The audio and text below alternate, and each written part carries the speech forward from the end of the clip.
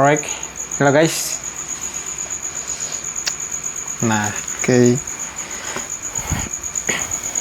salam kenal semuanya. Ini adalah video yang kesekian. Jadi kali ini kita bareng sama Mas Hermawan. Jadi beliau adalah owner dari Encloud. Nama CV-nya apa, Mas? CV Encloud Sukses Mandiri. CV ya guys ya. Umur berapa sekarang? 26. 26 tapi udah bikin CV ya guys ya. Aku 26, 25 belum ngapa-ngapain anjir lah, kacau. Nah, jadi hari ini tuh susah banget anjir buka ini. Jadi hari ini Pakai tenaga. Kita mau coba tanya-tanya ke Bang Hermawan nih. Beliau kan udah bikin toko tuh berapa tahun sih tokonya? Udah 3 tahun ya? Maju 3 tahun. 3 tahun. Jadi awal mula tokonya tuh di Jogja katanya. Ya, betul. Nah, biar lebih valid, biar lebih solid informasinya, kita coba tanya. Jadi dulu tuh apa sih yang bikin ngebangun si Encloud ini? Ya, pertama tuh kayak gini lah. Awalnya tuh saya tuh jualan tuh produk yang emang kayak direkomendasikan kayak orang-orang yang sedang terlaris di bulan ini apa kita jual, tapi ya gitulah, namanya kita yang namanya pengusaha kecil kan, modal kecil berarti tipis kan, beda sama orang yang punya modalnya gede kan, kita bisa mereka menjualnya kuantiti lah, meskipun untung tipis tapi kuantitinya banyak gitu kan. Ya, jadi kayak Xiaomi lah ya. Nah, bisa kayak gitu. Mungkin brand-brand yang lain juga kayak gitulah. Tapi ini saya tuh waktu itu berpikir nih, daripada kayak gitu saya tuh bakalan capek kayak kejar-kejaran lah kayak gitu. Oh, jadi sebenarnya itu yang sebelumnya itu, kalau biar aku bisa lebih pas gitu, itu jualan produk-produk yang lagi naik kayak FOMO, kayak orang-orang FOMO. Misalnya betul. kayak Labubu lagi naik nih. Betul. Jualan Labubu gitu. Betul, kayak gitu.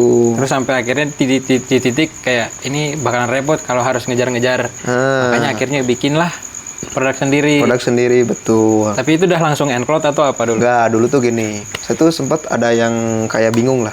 Bingungnya tuh gini. Saya mau jual apa? Masih bingung dulu tuh. Cuman saya tuh sempat berpikir kayak ngejual yang emang kebutuhan pokok lah.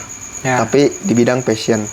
Dulu tuh saya sempat berpikir tuh di pakaian, tapi karena di pakaian itu bahannya itu susah itu susah ribet. Susahnya tuh dalam artian gini, kalau sesuai keinginan kita tuh susah. Namanya kalau kita PO misalnya ke suatu pabrik itu minimal kan berapa, 500 kilo. Nah, 500 kilo kan. Nah, kayak gitu kan kita dengan modal minim tuh susah gitu kan. Ya, 500 kilo. Benar. Saya tuh berpikir dulu tuh lihat-lihat, oh anak sekolah lah awalnya tuh.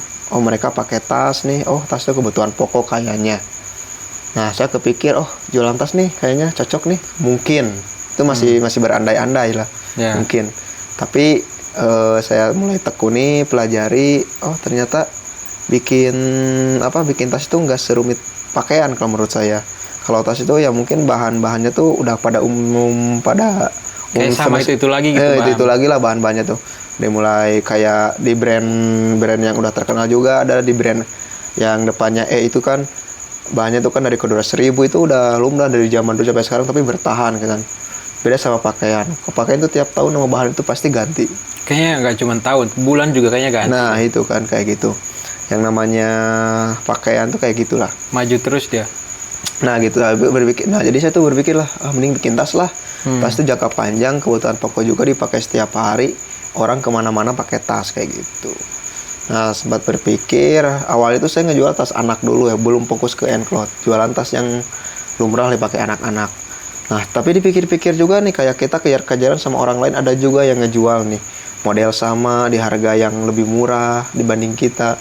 Nah itu pusing tuh. Pusing juga kita tuh, pikirnya tuh kayak kita tuh untung tipis, tapi masih tetap aja kayak yang sebelum. Ada yang lebih tipis lagi, nggak tahu gimana gitu. Nah kayak gitu. Sempat berpikir lah tas itu.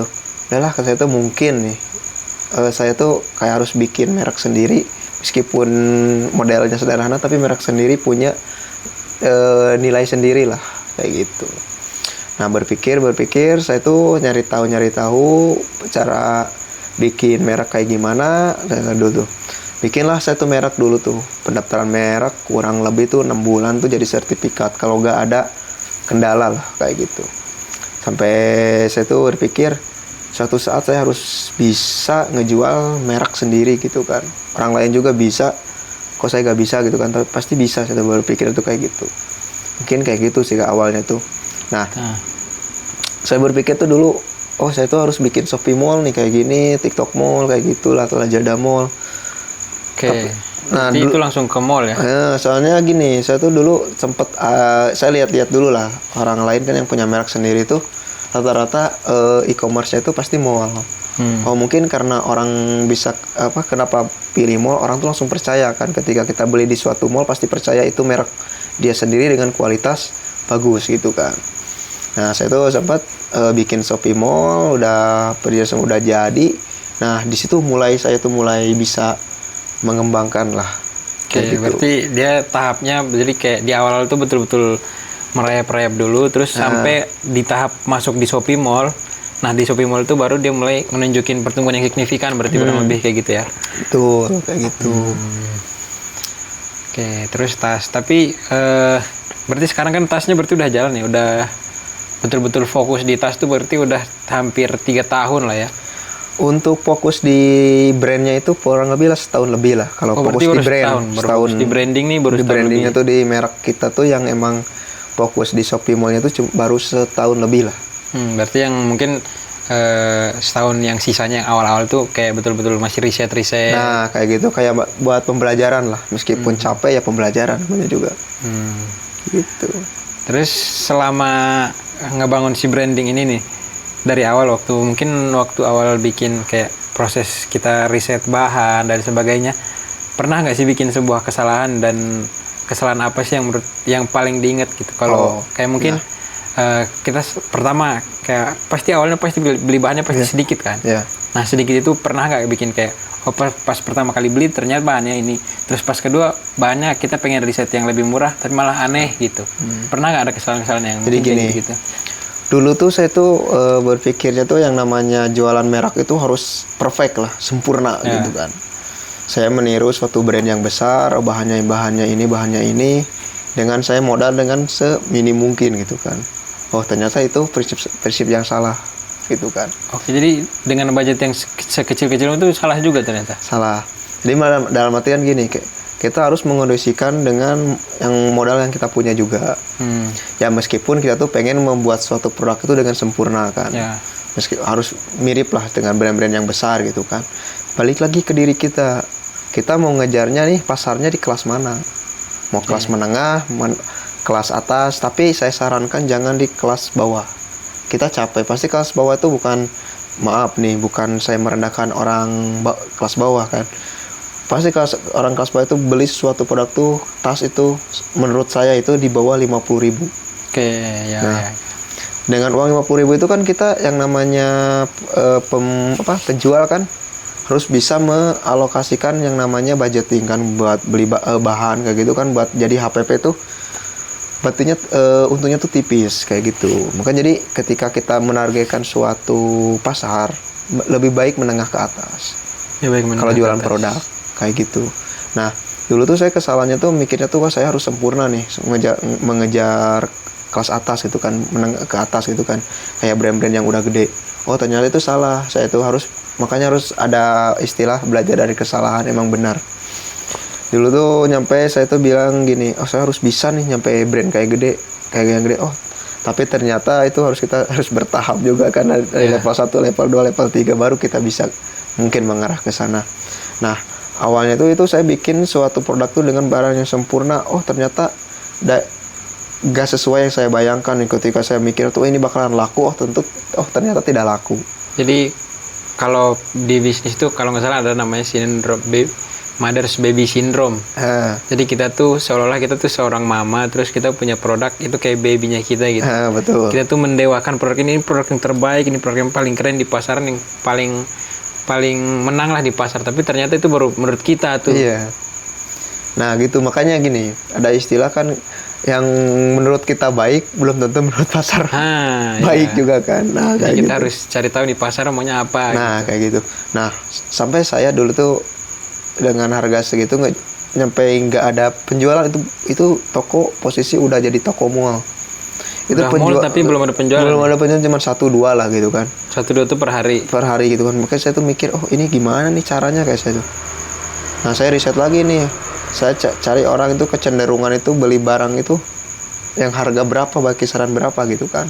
Oh ternyata nih orang itu belinya itu rata-rata itu di suatu barang tas itu rata-rata beli itu keinginan tuh di 150.000 ke bawah. Oke, 150.000 ke bawah mereka beli gitu. Beli gitu kan. Nah, saya tuh sempat berpikir, oh mungkin saya salah menargetkan orangnya juga nih. Bukannya ini saya target pasarnya salah kata saya itu. Nah, saya berpikir, oh saya mungkin coba nih target ke kelas menengah kata saya itu. Nah, saya tuh sempat berpikir ini gimana caranya nih harga jual menjadi 100 ribuan lah minimal tasnya itu. Tapi kita dapat untung yang lumayan juga gitu karena nah udah mengarah ke sana tahap demi tahap kayak gitu, hari demi hari. Ya alhamdulillah nih setelah kita merubah pandangannya ke suatu pasarnya yang awalnya kita menargetnya kelas atas karena kita ingin mengejar yang udah kuat brandnya, yang baru kita debut itu sebenarnya sebuah kesalahan bagi saya tuh. Harusnya tuh saya tuh harus belajar dari bawah dulu nih, cara membangun brandnya kayak gimana, cara targetnya itu harus bertahap, jangan dulu yang ke kelas atas, coba dulu menengah dulu. Orang itu cenderungnya beli yang sukanya tuh di harga berapa, tapi kan nah kayak gitu. Itu pengalaman sih, tapi jadi bahan pembelajaran ke depannya kayak gitu. Kayak gitu mungkin. Berarti tadi kalau aku simpulin sedikit mungkin kita punya idealis sendiri ya. Kita maunya kayak gimana, tapi tetap aja balik lagi kita harus nyesuaiin sama pasar. Nah itu. Pokoknya pasar tuh adalah segalanya lah ya. Karena ya gimana, orang yang belikan mereka kan. Nah. Pasar ini yang target kita ini yang bakalan beli gitu. Kayak gitu, betul. Nah. Berarti kesalahan tadi yang kalau sesuai pertanyaan aku mungkin kesalahannya tuh adalah salah target kali di awal. Salah target di awal. Berarti ya udah kalau sudah ada teman-teman yang pengen bikin brand atau bisnis, mungkin kalian pertama harus nentuin target dulu kali. Iya. Tapi gimana kalau mereka yang anggaplah kan gak semua orang tuh mulai berpikir baru mulai kan, ada yang mulai dulu baru mikir. Nah misalnya ada yang udah terlanjur, dia udah mulai terus baru oh iya ternyata harus target dulu nih yang kita pikirin. Jadi kayak siapa market yang kita incar gitu. Nah misalnya mereka telat nih, jadi mereka udah punya produk, misalnya udah bikin produknya sampai 100 piece misalnya. Tapi mereka belum tahu target, dan akhirnya kan budget udah pasti kepotong gitu. Dan kalaupun dia jual sesuai market, ternyata misalnya HPP-nya atau kalau seandainya dia jual harga modal 35.000 misal. Terus ternyata market mau beli barang dia kalau harganya 37.000. Tapi otomatis kan ada biaya layanan, biaya apa segala macam gitu. Dan akhirnya kalau dia jual 37.000 memang laku, tapi dia rugi. Nah itu opsinya gimana tuh? Nah, ini kalau menurut saya ya, yang namanya jualan nih, ketika kita tuh emang itu sebuah kesalahan di semua orang lah. Kalau menurut saya tuh gini, ada beberapa orang itu ketika ngebuka usaha itu pikirkan dulu tuh produknya dulu nih. Ya. Nah stok produk, bukan produknya dulu. Kalau produk itu pasti harus lah stok produknya dulu. Padahal yang harus dipikirkan itu yang pertama itu gimana caranya mengeluarkan barang. Nah itu tuh harusnya kayak gitu nih. Tapi ini konsepnya itu stok dulu baru mau menjual kan. Nah ini salah berarti kan? Nah itu sebuah konsep yang salah kalau menurut saya pribadi. Harusnya itu kita tuh punya produk, bikin stok itu 1 atau 2 piece dulu atau apa. Gimana caranya mengeluarkan dulu, menjual dulu, baru memikirkan stok. Tapi kebanyakan sekarang itu orang itu punya produk, punya stok dulu baru ngejual. Nah, dan belum tentu si pasarnya juga cocok sama produknya dia kayak gitu. Makanya ketika mau buka apapun itu, usaha itu jualan itu usahakan dulu bagaimana cara menjualnya dulu. Jadi kita harus belajar cara jualan dulu nih. Cara jualannya dulu, betul. Jadi kita tapi kalau udah tergantung misalnya nih ada si A misalnya udah buka usaha, udah punya stok, jualnya bingung mau menjualnya nih di harga berapa. Ya itu balik lagi yang namanya usaha, ada untung ada rugi. Ya mungkin itu tahap ruginya kali. Nah, itu mungkin di tahap ruginya. Soalnya gini, mungkin kalau misalnya dia ada yang misalnya nih dia kayak tadi dibilangin kan 35.000 HPP-nya, terus dipasang harga 37.000, terus potong biaya mungkin minus dari HPP.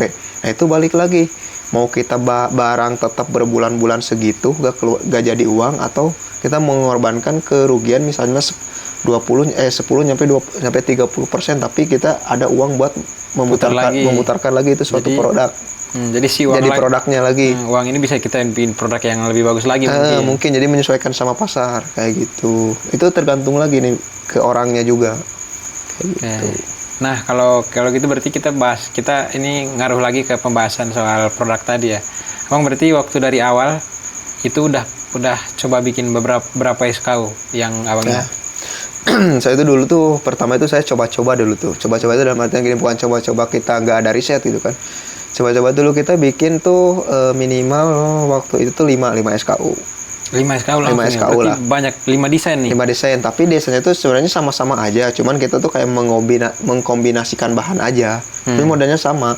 Nah, kita tuh cari nih, kita tembak nih dari 5 itu mana nih yang naik, yang masuk pasar nih. Oh, tapi stoknya juga sedikit-sedikit. Sedikit-sedikit. Saya nggak berani menyetok tuh, cuman dulu tuh nyetok cuma 3 piece sampai satu SKU cuma 4 piece lah kurang lebih. Oh gitu, tapi itu kan jadi rugi di biaya produksi nggak sih? Nah, itu jadi lebih mahal kan? Balik lagi, kata saya juga, ketika kita mulai usaha itu nggak ada yang namanya untung.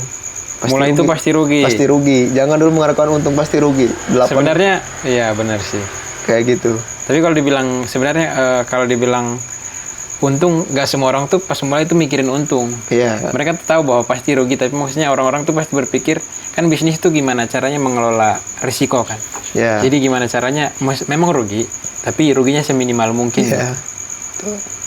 Nah, dengan kalau SKU-nya sedikit-sedikit gitu, pasti kan ruginya jadi bisa dari banyak tempat kan. Nah, kalau masalah itu sebenarnya balik lagi ke kita mau berkorban atau enggak.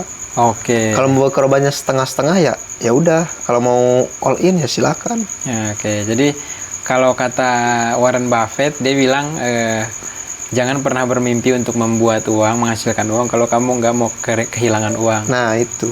Yang namanya bisnis itu 50% untung, 50% rugi.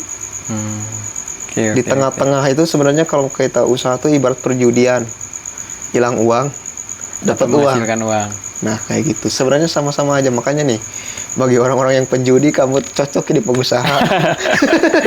Daripada judul daripada judi kan mending pakai usaha. Soalnya pengusaha karena mentalnya sama. Mentalnya sama. Mental pengusaha sama penjudi itu sama-sama nggak takut kehilangan uang. Tapi berpikirnya itu positif terus, bakal untung, bakal dapat kayak gitu. Berarti sebenarnya orang-orang penjudi itu mereka sebenarnya mentalnya paling positif thinking mereka. Nah, itu orang-orang paling optimis seperti saudara mereka nih. Oh ya, baru tahu sih aku soal ini. Makanya nih rata-rata tuh orang-orang yang jadi pengusaha hebat itu dulunya tuh maaf ya bukannya pasti ada kemungkinan judi. Dia tuh pernah bermain antara judi atau nakal. Ya, kayak gitulah. Ya. Tapi nggak semua. Ya. Saya juga enggak. Mungkin kalau dibilang nakal, kenapa orang-orang karena kan kategori nakal tuh unik banget ya, berbeda-beda banget. Kadang-kadang tuh mungkin orang dianggap nakal karena dia punya pola pikir yang beda sama lingkungannya gitu. Nah, betul. Nah, mereka yang punya pola pikir yang unik ini yang akhirnya menciptakan sesuatu mungkin. Betul. Makanya Einstein contohnya mungkin. Siapa lagi? Elon Musk yang bikin roket. Betul, Mama Gupron, betul. Gupron, aduh kacau ini. Enggak lah. Itu nanti di apa? Enggak, itu intermezzo aja itu. di katanya nanti. Ya. Mungkin kayak gitu.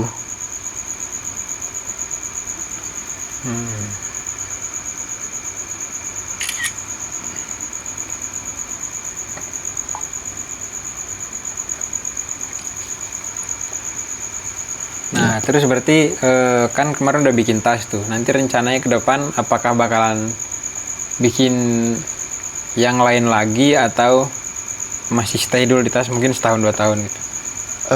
Mungkin gini, saya tuh rencana itu ke depannya itu pengen mengembangkan ya tetap difokus di tas. Tapi ini bervariasi nih, yang awalnya saya kan sekarang jualnya tas ransel gitu kan. Mungkin nih 2 sampai 3 bulan ke depan itu mulai mau ditambahin, misalnya ada handbag, terus mulainya kita tuh ada dompet juga. Itu kan masih satu kelas sama tas juga kan, di kelas 18. Kalau di daftar mereknya masih satu kesatuan lah. Jadi nggak usah daftar merek baru. Jadi kan kayak dompet, handbag itu kan masih dalam satu kesatuan lah. Jadi kayak kita tuh masih bisa lah memakai merek itu, nggak perlu daftar ini itu lagi. Mungkin saya mengembangkannya arahnya ke sana kayak gitu. Nah, kita udah datang. Nasi goreng kita datang nih. Ya, kita makan dulu nasi goreng. Tutup ini cari tadi. Tutup. Itu udah tertutup. Kumaha tuh? Warungnya pahit mau dicair. Baiklah. Orang mah daya ieu.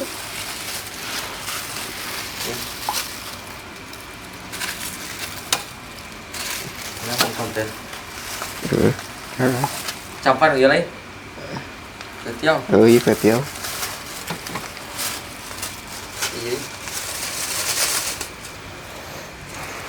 Oh, Halo. Nasi goreng. Ini goreng. nggak ada sendoknya ini. Oh, sendoknya mau kan? Emang nggak dikasih dari tukang nasi goreng? Nggak ada nih. Kacau ini tukang nasi goreng pelit ya guys ya.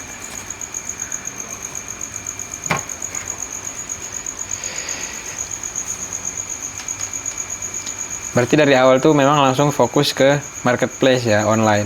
Betul. Pernah coba nggak bikin offline-nya? Atau mungkin bazar sejenisnya? Thank you. Bazar sejenisnya gitu? Apa namanya? Untuk itu sebenarnya saya tuh masih belum fokusan arahnya ke sana gitu kan. Jadi belum mau ke sana juga? Belum lah. Saya fokusnya tuh fokus di online shop lah kayak gitu. Karena di sekarang itu bukan kayak mengecilkan ya gitu kan. Cuman kita kan ketika buka offline store itu lebih nambah lagi, Cost-nya lebih banyak. Cost-nya nambah lagi kayak gitu. Dan belum tentu juga penjualannya itu sekencang yang online kayak gitu kan. Karena kalau di offline tuh kita nggak tahu. Memang kita bisa pegang barangnya langsung di offline-nya. Tapi kita nggak bisa lihat berapa banyak yang udah percaya barang ini. Nah, pertama itu. Tapi kan kalau offline store itu kan kayak kita tuh kayak menjangkau emang area situ. Misalnya kita di Kabupaten Bandung ya Kabupaten Bandung.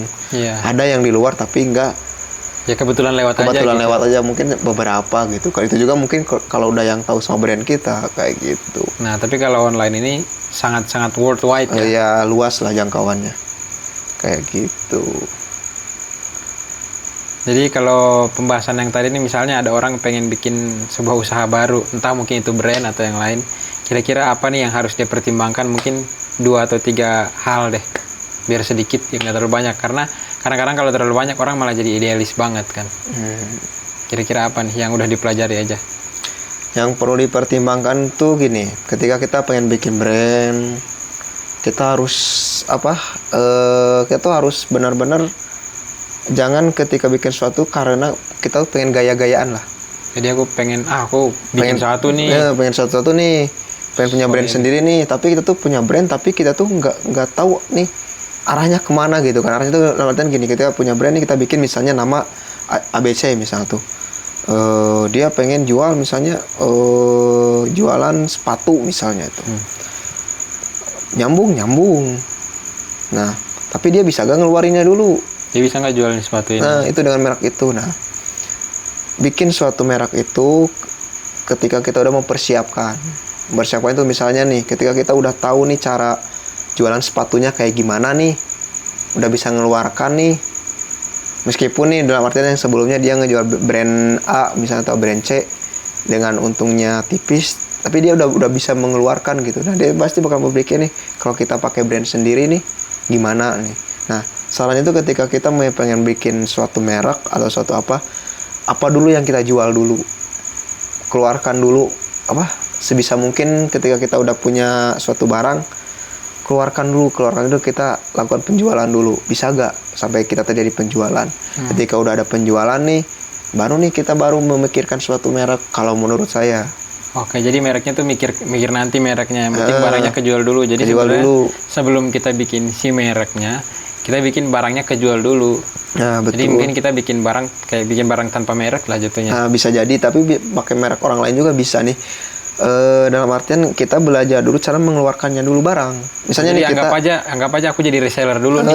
nah kayak Baru gitu. aku jual. Misalnya nih kita tertarik di satu pakaian nih, misalnya kita mau jual pakaian. Nah, kita berusaha dulu nih gimana caranya jualan pakaian kayak gimana.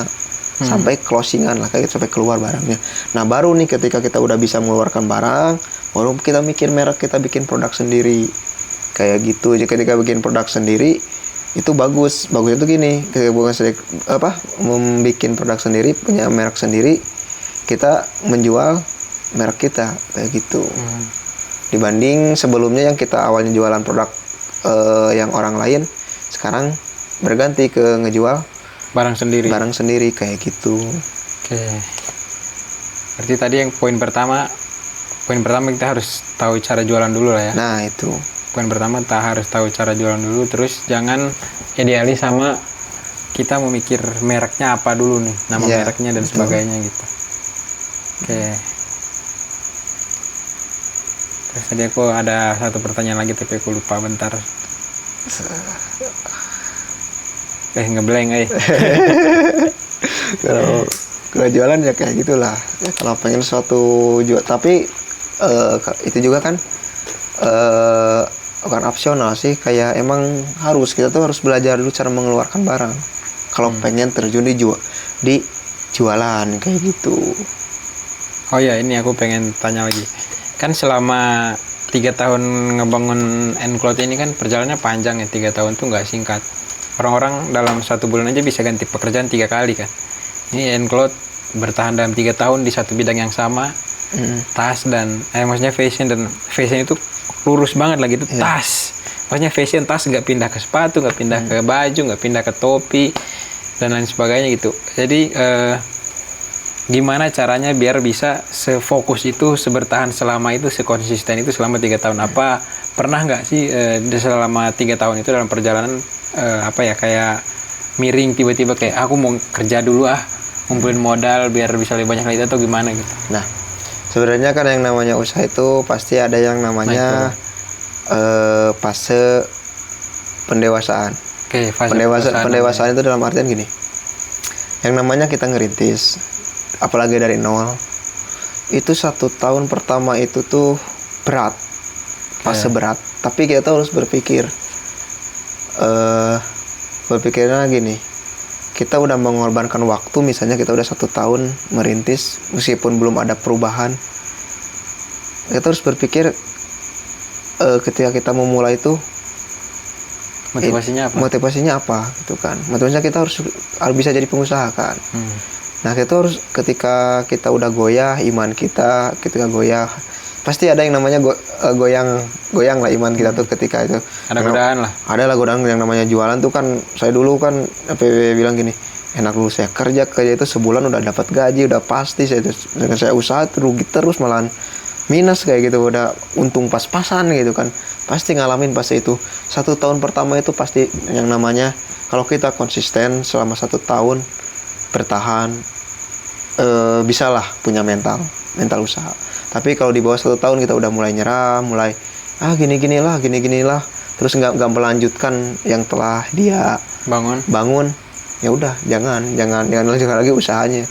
Tapi ketika kita udah mulai dari awal tuh usaha, sebisa mungkin konsisten. Kalau naik turun pasti, mental naik turun pasti, pikiran capek pasti, namanya ngerintis tuh nggak ada yang instan gitu kan.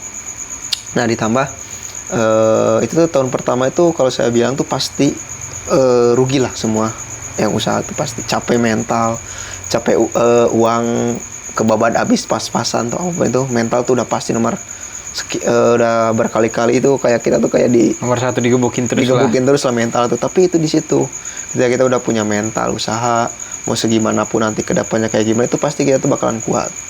Nah, kayak gitu. Nah, makanya ilmu yang paling mahal itu dari sebuah bisnis itu adalah ilmu sabar ya. Harus sabar usaha itu. Nggak ada yang instan. Udah rugi, pusing pun sabar kayak gitu.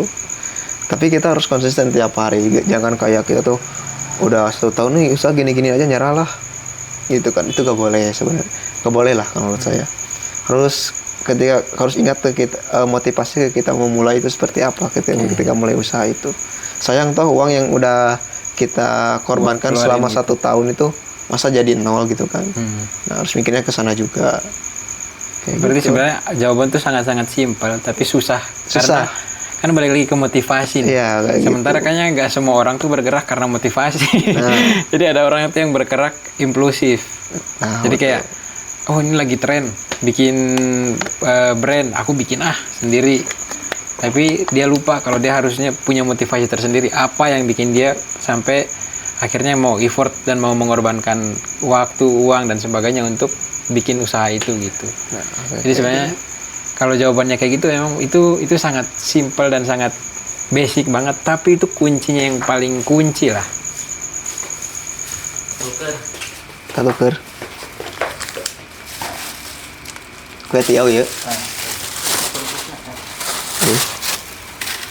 Nah, ada iklan sebentar ya nasi goreng ya. Kue tiaw. Nah, Kayak gitu. kalau balik lagi ke motivasi, maka sebelum kita ngelakuin sesuatu pastiin dulu ya. Motivasinya harus kencang dulu nih. Cuman tuh saya tuh saran tuh ke anak-anak yang masih di umur di bawah 25 tahun itu, mulailah usaha sedini mungkin. Karena apa? Beban kalian tuh belum terlalu besar. Oke. Meskipun nih, saya tuh kerja ini itu. Semua orang susahnya sama. Susahnya tuh sama orang tuh. Semua orang tuh masalahnya sama, susahnya Cuman, sama. saya tuh selalu bilang itu, mulailah usaha sedini mungkin. Saya aja tuh yang ngerintis dari umur 23 itu menyesal.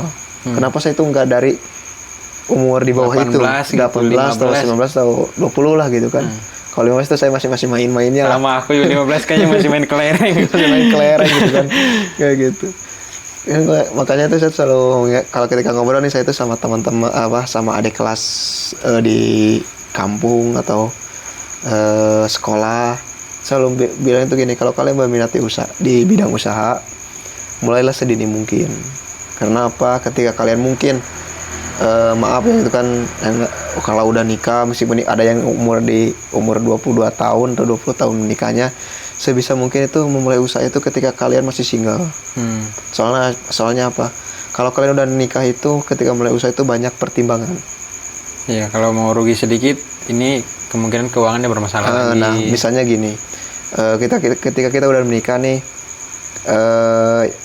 kita kerja nih posisinya, kita ketika udah nikah, kerja terus kita pengen buka usaha itu, pertimbangannya tuh banyak banget. Pertama, ketika kita mau buka usaha, punya tabungan, kalau rugi, anak istri gimana?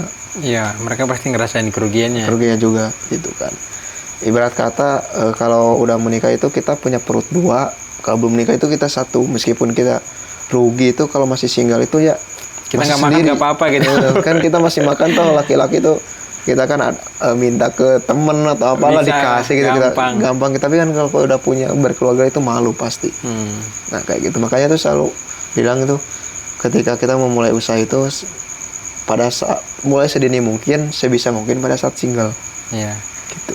Kalau ada sempat kemarin videonya siapa ya, dia sempat bilang kalau waktunya kita untuk ngelakuin sebuah perubahan tuh hari ini. Iya, Jangan besok, karena besok udah beda lagi. betul. Jadi kesempatan kita buat berubah tuh bukan besok, bukan nanti, tapi sekarang. Iya.